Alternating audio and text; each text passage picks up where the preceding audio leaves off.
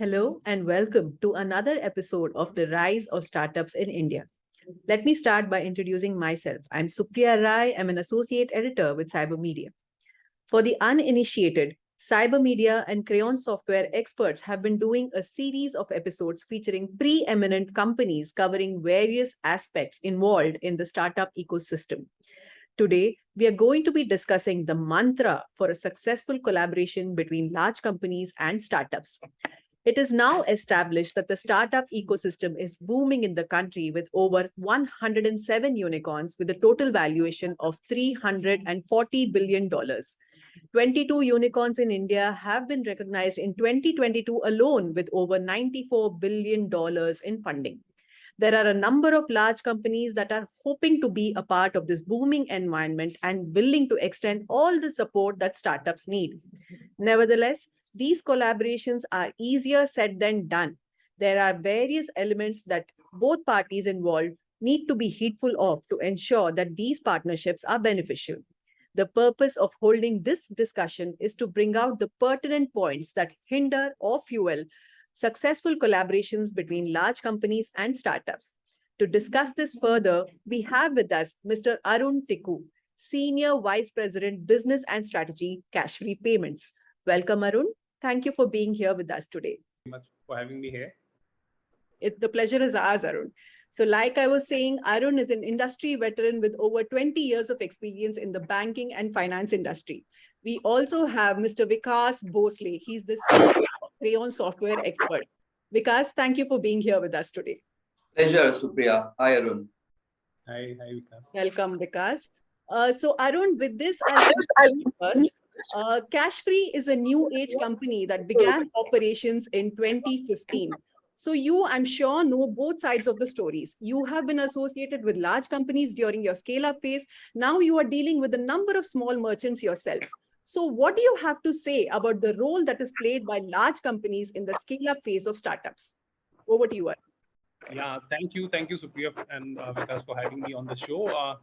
Let me, for your audience, I think you mentioned a couple of points on how the startup growth has happened. Let me just stay on that, and let me just tell you, we are the third largest ecosystem for startup globally, with almost 77,000 startups registered with DPIIT. So that is the huge number. If you see, these startups are spread across every district, so almost 656 districts which we have, so it covers everything. And one unique thing about India is that our startups, if you go to the numbers, we are into different genre, different industries. So the startups are working, like I'll just give you some data. We work in something around 56 industrial sectors, with almost 13% of the companies working in the IT space, IT services, 9% into the healthcare, 7% into education field, 5% into agri, similarly 5 in food, and 5 in professional commercial services.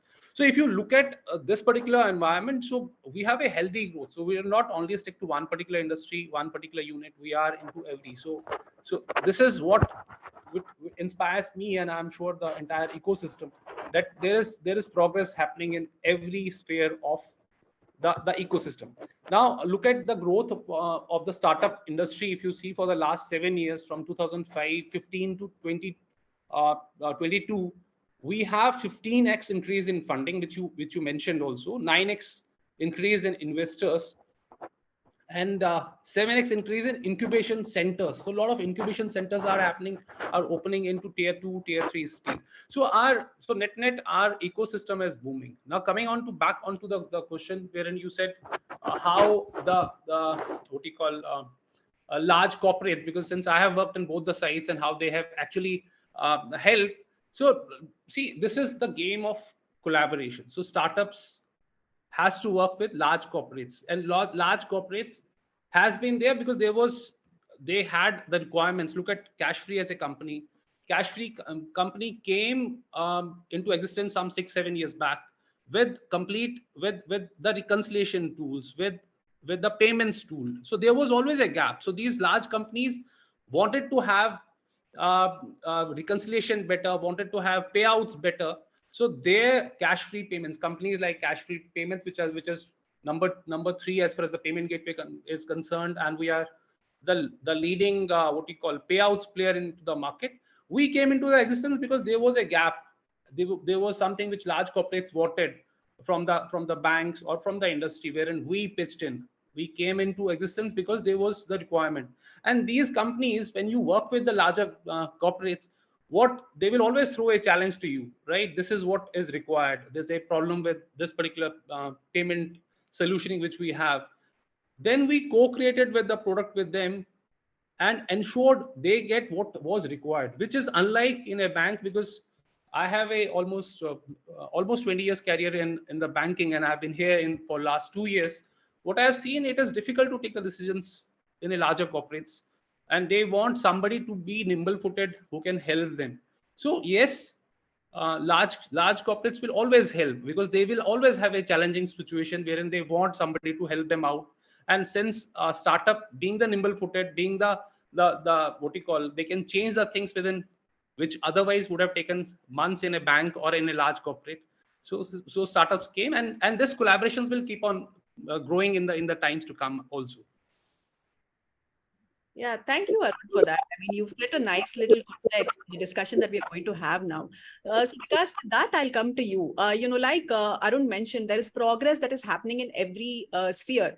So, but what do you feel? Why is this an important time for collaboration with startups, and why should it figure in the growth strategy of companies? So this whole collaboration of startup and corporate is not something which is very new, but in the new world, it has taken an altogether new meaning. And I think one of the reasons for that is that large corporates of all sizes have had to respond to the shift in the market forces, right? And that shift is largely accentuated by the digitization wave that has swept across the globe in recent months. So companies have had to transform, they had to stay relevant. So that was one big reason. If you really look at the corporate world in itself, it's a very overburdened corporate world. There is tremendous amount of competition, and companies are jostling with each other to stay relevant, stay competitive. Consumers are becoming more demanding, right? So these age-old corporations, they are mired in their ways of working, very legacy ways of working. They don't have resilience. They completely lack resilience. And what consumer wants is a very creative-looking company. They want fresher products, a new look, and for all of these things to happen, corporates naturally have started gyrating to the startups because of the many things that startups bring to the table. One, they're very good in understanding emerging trends, right? They work on emerging trends. They know what's going to be happening, what's the future going to look like. They come with very deep solutions and products that address very specific challenges, right? The other thing that they're very good at, they're very good at being close to the customers of tomorrow. And then if you really look at the customer paradigm, whether it is an end consumer or an end customer, they're expecting more and more from companies, right? If you are a consumer, it's almost like they're expecting the company to work inside their brain to understand their psyche, to say, what do they really want? And then when you look at corporate customers, they are saying, you please come and understand my business more deeply. I want an end-to-end solution, but only and only if you understand my business at a dynamic and at a level which is profoundly deeper than what it was in yesteryears. Would you have a seat at my table? Now, for the corporate to be able to do that, we call that Industry 4.0 solution in B2C, in B2B parlance, right? For that to happen, that level of domain expertise, that level of cutting edge technology skills is something that corporates require. And I think when you really look at all of these factors put together, and Arun already spoke about the need, why startups are looking at corporates, I think this is a fabulous time for that collaboration to happen. It's just a definition of the new world. That's great, Vikas. I mean, you perfectly outlined, how large companies and why large companies should collaborate with startups. So with that context, I'd like to go to Arun. So Arun, when do you think it would be the perfect time for startups to collaborate with the, large companies, and how do these collaborations add value to the ecosystem on the whole? Okay, so thank you, Supriya, and completely agree with Vikas's points. staying on to the current question, see, look at the startups way back when I think I've been into this industry for last almost 10 plus years, when I started interacting with startups and from the bank side, and it was always difficult for a startup to approach a bank, and bank used to consider them as a threat or something like that. But the times have changed. Right now, it is the collaboration only which will work and which is working. Look at the industry examples. Tata with their Tata New as an app, they have already acquired Big Basket. They have already acquired 1mg, and look at what it has actually changed. So this collaboration, which is between the companies now, 1mg or the Big Basket, getting much more bigger platforms, much more refined, what you call Tata's name, and the branding gets improved. I think a lot of things.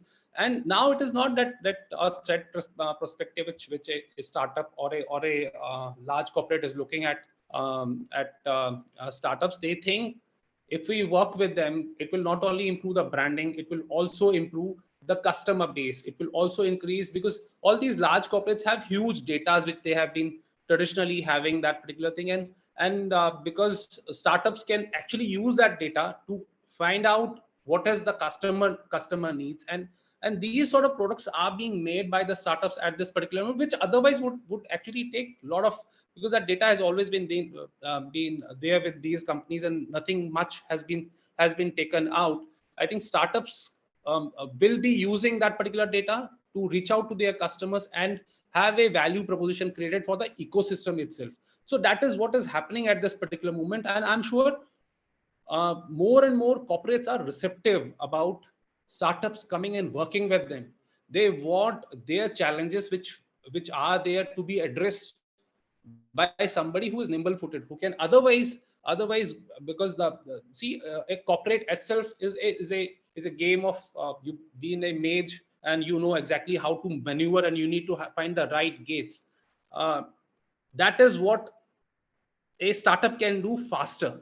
They know their game, they know what products are required, they can churn things faster. I think this is a time when I think both the sides are dependent upon each other, are actually creating the lot of value for their end customer. Ultimately, what customer needs, what sort of requirements that customer has, can be sensed much more faster, because startups are very near to the customer, as Vikas also said, which otherwise it is difficult. And that value addition, when you are near to the customer, you are easy accessible to the customer, and with the corporate legacy of being there, like this example of Tata's and Big Basket. And so it puts a lot of trust onto these particular names. You trust more when a Tata brand is linked with 1mg or a Big Basket. So they get the base and they get the technology. I think it's a win-win situation for us to see into the market, and it will continue much more than what is it right now. Yeah, that's a very positive outlook that you gave, Arun. Thank you for that. And also thank you for mentioning that very candid viewpoint of, about the, startups being viewed as a threat. So with that, Vikas, I'll come to you. My next question would be on that. So, like Arun said, startups are sometimes they're viewed as competitors. So how can sort of the large companies involved ensure that these collaborations are beneficial? And also when these collaborations are happening, I mean, there are so many cultural differences that exist between the large companies and the startups. So despite all these differences, how can, the large company ensure that this is a successful collaboration? Yeah, I think it's a great question. And I think the smart larger corporations will look at startups as a great opportunity and not necessarily as a competition. Because if you really look at the needs from both sides, they are completely different, right? At a very generalized level, what do startups want, right? They want markets, they want more customers, they want more sales, they want capital, and partnering with corporates, they get positive outlook from investors, right? When you really look at a corporate and what they look from a partnership, it's all about fostering innovation, right? They want more innovative solutions, and startups are the innovation factories of the global arena today. But they're also looking at access to better talent. They are looking to transform how they work. They want to be more agile. They want early insights into transformative technologies, experimental technologies, new verticals. So the needs are different. But the way, these partnerships can be beneficial if there is a very clear strategic fit at the beginning of a partnership. Why are we getting into a partnership? What are we going to accomplish out of it? Just as an example, if a corporate customer wants to have market adjacencies or wants to have a go-to-market, then a partnership with a growth stage startup makes a lot of sense. If a corporate wants to bet on an emerging technology, he wants to have access to technology which they don't have access to, then somebody who is in the early stage of a startup makes sense, right? So the strategic fit, point number one, has to be very, very clear. Point number two, for this to be very successful, you need to have well-defined KPIs, right? And when you really look at KPIs that define a corporate world and define startup are a little different. Corporates look at lagging indicators. They look at revenue, profit, EBITDA, all of those kind of things. It's more about financial outcomes. I'm not saying they don't do the others, but the large focus is on the financial outcomes. In the startup world, most of the time, who does even talk about profits? There's hardly any profit, right? What do they talk about? They talk about number of customers, the pipeline, the number of projects, right? So the KPIs are different. For a partnership to work, I think there has to be a proper balance between the KPIs, which make both partners involved work cohesively and pull together in the right direction. Third, as long as there is internal sponsorship, and I think Arun briefly spoke about that. If you are wanting to work with a startup, there needs to be a proper internal sponsorship spine. You need to bring your A team to the table. Management level, executive involvement is necessary on both sides of the table, and that's super critical. These partnerships needs to be very individualized, right? They cannot become part of a larger portfolio of things that you're trying to do. So there has to be very individual attention. Culture is a very complex subject because, the way they work, again, Arun spoke about it, one being very nimble, the other being very slow, one having processes, the other having more flexibility, and so on and so forth. I think the communication on the part of the partners to say that we understand, we respect, and we do appreciate that there are differences, and we will work relentlessly to iron out those differences goes a long way in creating a level of comfort that gives everybody on both sides of the table the confidence that this can work. Yeah, that was great, Vikas. I think you highlighted some really pertinent points about how to make these collaborations work. And, the point on the strategic fit was really, on point. So with that, I'll go to Arun. So Arun, we've highlighted all the positives. So what about the negatives? Why do these collaborations fail? I mean, what are, some of the factors that lead to the derailing of these partnerships? Yeah, another good question. Thank you. But before I answer this, there is one more thing which I want to add to what Vikas said. Apart from the number of customers now the startups are looking, there is absolutely complete focus on the profitabilities also. I think the companies have started understanding that also. Net revenue is something which every startup these days, at least the bigger ones like Cashfree, we have been working on this, and we have been profitable for last almost 4 years.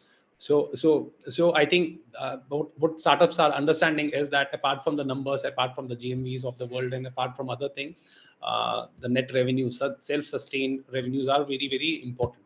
Yeah, so this is one point, which is the new thing which is coming into the industry. Second, as far as the challenges, what startups feel and why these sometimes doesn't work is, getting into a corporate, at times you need to go to the right team.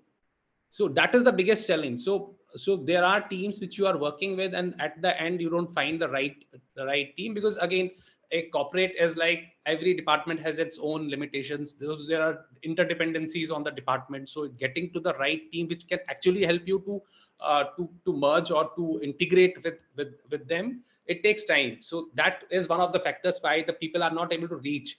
And secondly, what I personally feel is, again, the culture, which Vikas also mentioned, and again, so that is also different. So maybe a corporate having a different, so they have their own innovation. So they will not understand what is coming from the startup point of view, right?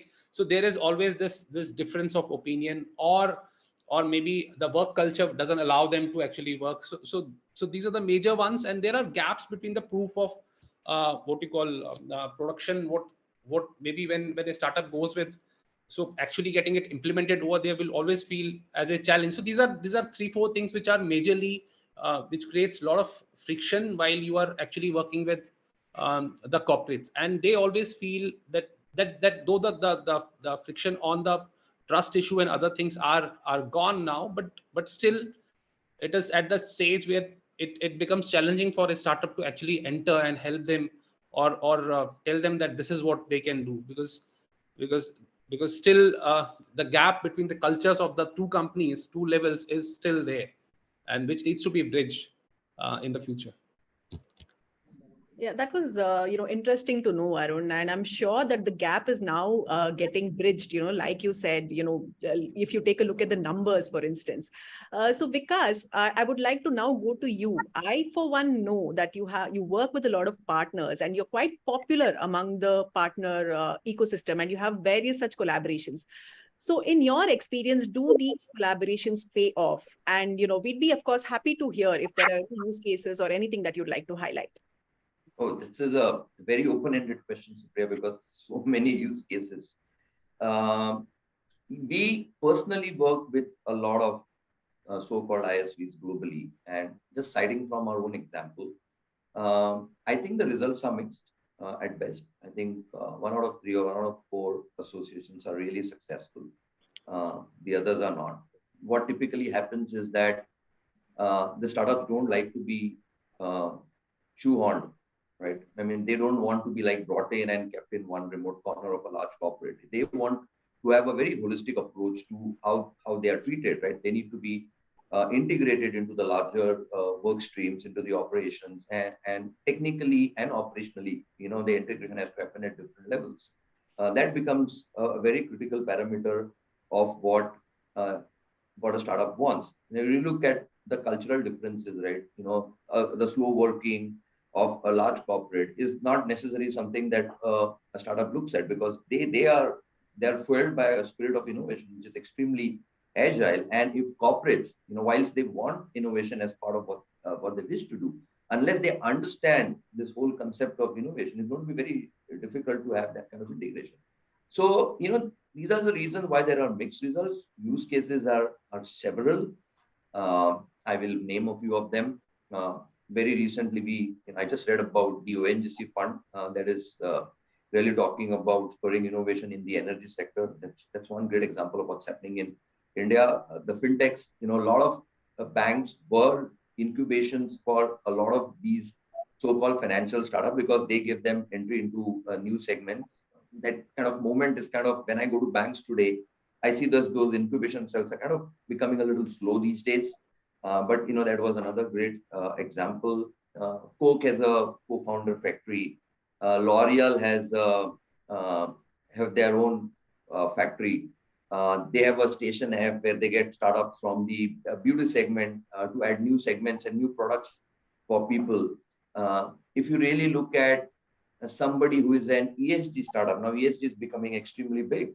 An ESG startup who can boost your ESG goals and help you build sustainability through compensation structures, to well-defined compensation, is a great fit for a collaboration, because most companies today are struggling with their ESG goals. They don't know. It's pretty complex these days, right? Or somebody who is doing a omni-channel customer experience kind of a startup. For any large B2C company, customer experience is extremely important. It's a great fit for collaboration. In my opinion, that I have worked with, there was this cloud company, or born in the cloud company, that we were working with very closely, called CXI, which is our partner. They have recently been acquired by NSCIT because they provide the cloud technology, and NSCIT is mostly into SI and security kind of play, which is a great fit. So there have been some successful examples, and there have been a lot of which have not been very great. But at the end of the day, it goes back to the same thing that I think me and Arun have been speaking about. If you have the right strategic fit, you have the right partnership, the right sponsorship, then the opportunities in this world to collaborate and be successful and make a difference to the larger world is unimaginable. Thank you so much, Vikas. I think you've concluded, so beautifully, and you, said most of what I wanted to say now. But however, Arun, thank you so much. I mean, you mentioned that startups have a lot of new age technologies to offer, which may be beneficial for large companies. And you mentioned about, startups being nimble and agile. And Vikas, of course, mentioned about how startups can benefit from, the large companies can benefit from these startups by having the right strategic fit and how to make these collaborations successful. I think our audience will thoroughly enjoy this episode. Thank you so much for taking time out for us. Thank you, Arun, and thank you, Vikas. Thanks, Supriya. Thanks, Arun. Thank you, Vikas, Supriya. Thank you very much. Thank you so much. And our audience, of course, please feel free to get in touch with us on our social media platforms. If you have any questions for Vikas or Arun, I mean, we'd be more than happy to answer them. Thank you so much.